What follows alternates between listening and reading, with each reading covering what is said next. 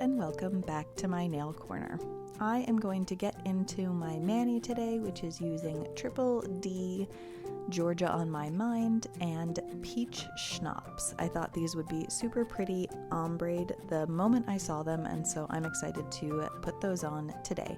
I have builder gel on my nails as well as peel base, and I'm going to be using Triple D's dip base today.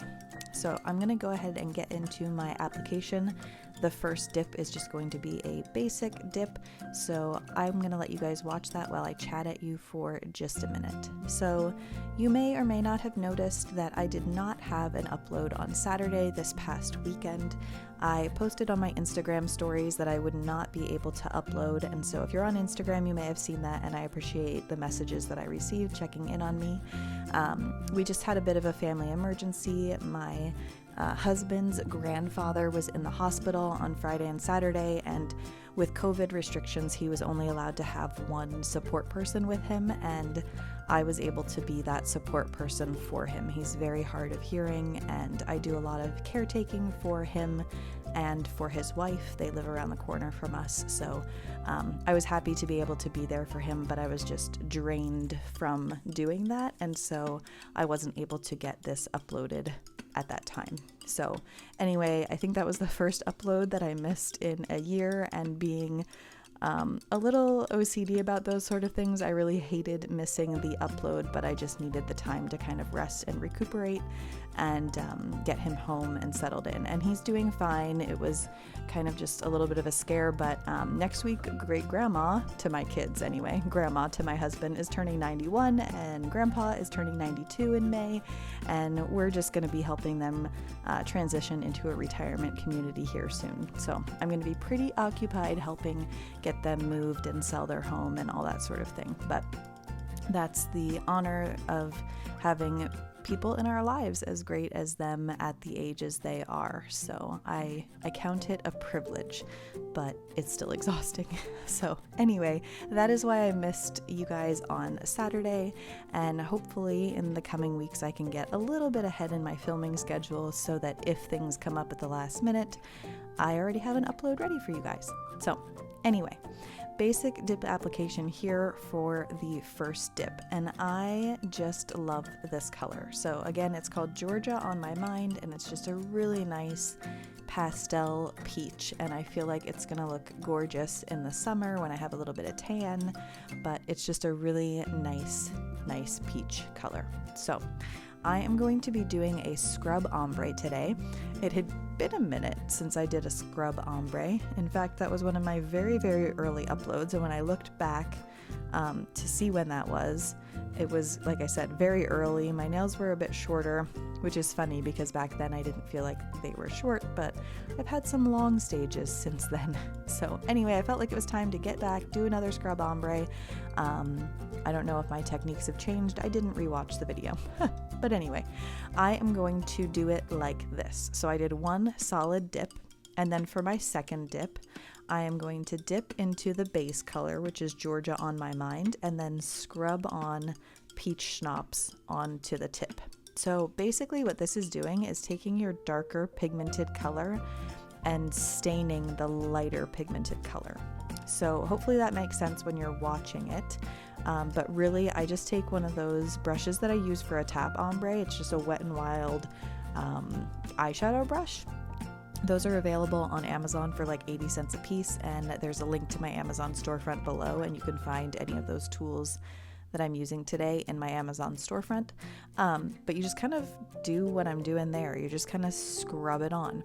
Now, you want to be careful when you first start to scrub because your dip base might still be kind of wet, and you don't want to, like, I don't know, move around the base powder that you just dipped into. So first couple kind of rubs with the brush, you just want to be a little bit gentle to just kind of feel out the powder that's on your nail.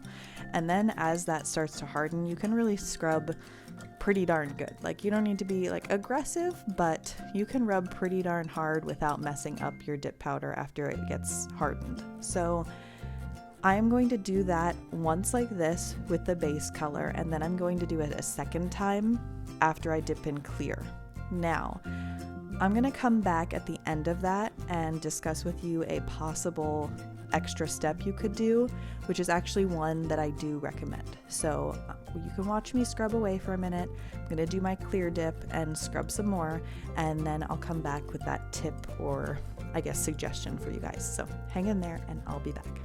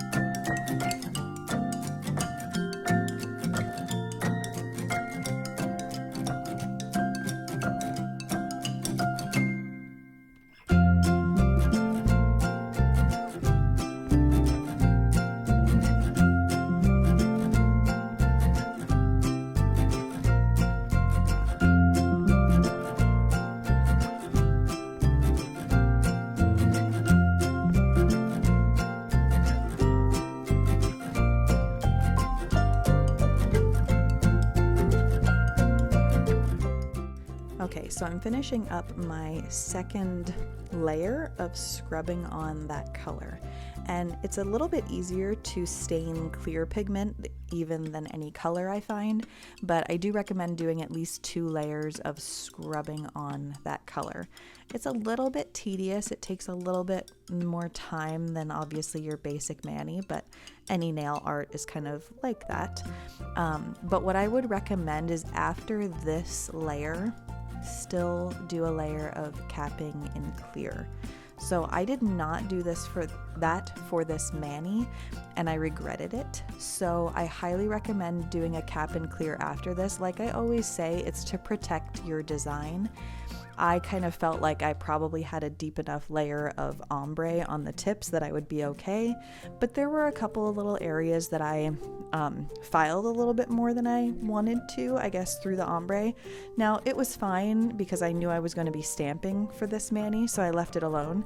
If I was going to repair it, I could have just gone in after I realized the error and added the cap and clear.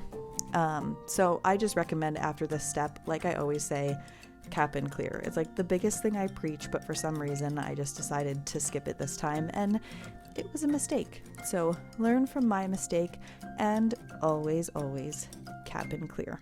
So I am going to go ahead and activate these nails and then file and buff off camera. You'll notice me switching out the bottles in a second here, and it's because I started to activate and then realized my activator was running low. So I just grabbed my new bottle of activator from my back stock, so to speak, of liquids and finished up activating at that point. So yeah, I'm gonna file off camera and then come back and get into a little bit of stamping. So I'll be right back.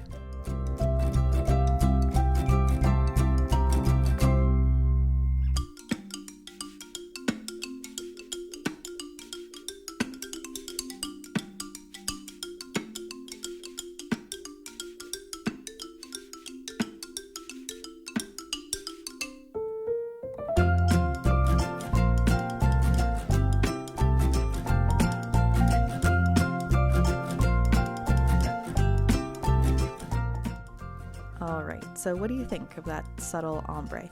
I really liked the way it turned out. It reminded me of when you use like a thermal dip powder and you have the cold free edge of your nail being darker than the kind of warm base of your nail where it's attached to your skin. So yeah, I was pleased with it in the end. I'm going to do some stamping over this today. I think this stamping plate is from Amazon. I will see if I can find it and I'll link it in the description box below or in my Amazon storefront. So check that out if you're interested. I have my Triple D jelly stamper out and I like to run the lint roller over it before I use it just to make sure there aren't any fuzzies or residue or anything like that lingering. And then I am using my Triple D black foil stamping polish. And you'll see here I applied a bit too much, and when I picked it up on the stamper, I didn't like it. It was smeared and not what I was going for. So you just take your lint roller and go right over the stamper and it will remove anything you've got on there. And then I just use a lint-free wipe with acetone on it to clean off the stamping plate and then go right back and do it again. I used a little bit less stamping polish and scraped in a little bit different direction. It's a little bit weird when you're scraping on like the edge of a plate like that because it's a little bit curved. So lesson learned, I just did it sideways and then I got a nice clean image. So I decided to do this like cute kind of curved like leaf design, I guess. And I liked the way it would run along the sidewalls of my nails. So that is what I'm gonna do here. It's super repetitive. I'm just gonna do it over and over and over again on both sides of each nail. And then we're gonna do my top coat. So hang in there if you want to watch some stamping. It's like I said, repetitive, but if you haven't stamped before, then I definitely wanted to leave these steps in here so you could see it happen, over and over and over again. But if you have any questions about stamping, let me know. I highly recommend this stamping polish. It performs really nicely, and it's available in white and black and red. And if you haven't seen me use it before, you can use like chrome powder over top of this stamp on your nail and it turns the design chrome. And you can also use it, I haven't done it this way in a video, so I'd love to reference it for you, but I haven't done it myself. You can use transfer foils over it. So if you have a colored transfer foil, you can press it onto the stamping polish on your nail and it will turn the stamping polish into that color of the transfer foil. So it's very versatile, but I just find it really easy to work with. I think because it has to be somewhat sticky to be able to chrome or receive transfer foils, it makes it transfer really nicely to the nail. Like if I'm using any other stamping polish, I tend to like to lay down a gel base first because it leaves this sticky layer on your nail so that it sticks really nicely. But this polish, I don't feel the need to put my gel base down first. It just transfers really well. So again, I'm gonna let you guys watch as I stamp and stamp and stamp some more, and then I'll be back to talk with you about the finishing process for this look. So hang in there.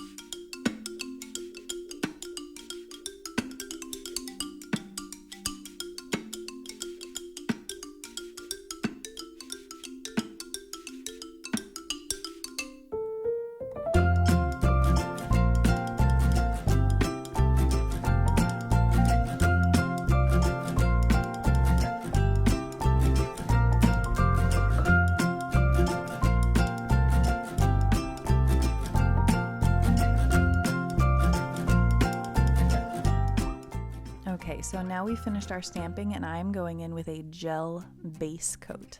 The reason I'm using a gel base is because when you use a gel top coat on top of dip powder, it tends to peel. It doesn't really like the smooth surface of dip powder, so it doesn't adhere super well.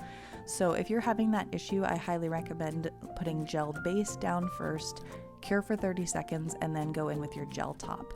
When I do this, I don't have any peeling of my top coat. That being said, I recently did a video and I used a bond or a primer first and then just used gel top. I feel like this is better than just using gel top by itself, but I still had a little bit of peeling occur after a few days. So I guess it just depends on what you're looking for out of your mani. If you really only need like a day or two, like I usually do, you could just go right in with gel top coat and it is what it is.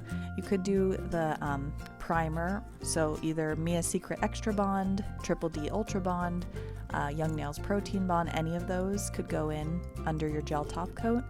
Or if you're looking for longevity or just to set a good example, which is what I'm trying to do right here, then I recommend doing gel base first, curing for 30 seconds, and then applying your gel top coat.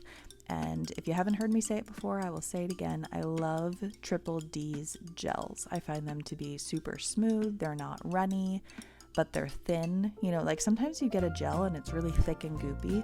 That's not the experience with this. They're super smooth and nice and thin, but not runny. So they're really nice for application because something that can lead to gel allergies is getting uncured gel product on your skin. So you don't want something that's runny and is going to run onto your, your cuticle around your nail. So you want something that's going to stay where you put it. And then another thing that can lead to gel allergies is just uncured gel product getting on your skin and staying on your skin. So you want to make sure you have a strong enough lamp that that's going to stay, or that's going to be cured properly. I guess that's the best way to put it. So I recommend 48 watts or higher. I believe my portable one is 65 watts and the one that I have that plugs in is like 72 watts or something. So yeah, just make sure that you're curing properly. So if you have lower wattage, you could cure for extra time if necessary. So I'm applying my gel top coat here, which again is Triple D, and I love it so much. And it just gives this beautiful glossy finish. And I think the accent of the foils, the stamping almost gives like a, I don't know, it just gives the nail like a chrome look initially. Do you see that effect of like those super glossy and then the shape of the stamp? I don't know. At first glance, I see chromed. But I am finishing up this mani as I always do with my Candi Skincare Cuticle Oil. It is my favorite. It is my chapstick for my fingers, for my cuticles, and it smells oh so yummy. So if you need some Candi Skincare or cuticle oil in general, she's got cuticle oil and lip balms and skincare, like all different things. So check out Candi Skincare, and there's a discount code down below if you need one. So thank you guys for being here. Again, thanks for being patient when I missed Saturday's upload, and hopefully I won't miss the mark again. I hope you guys have a great day, and I will see you in the next one. Bye now.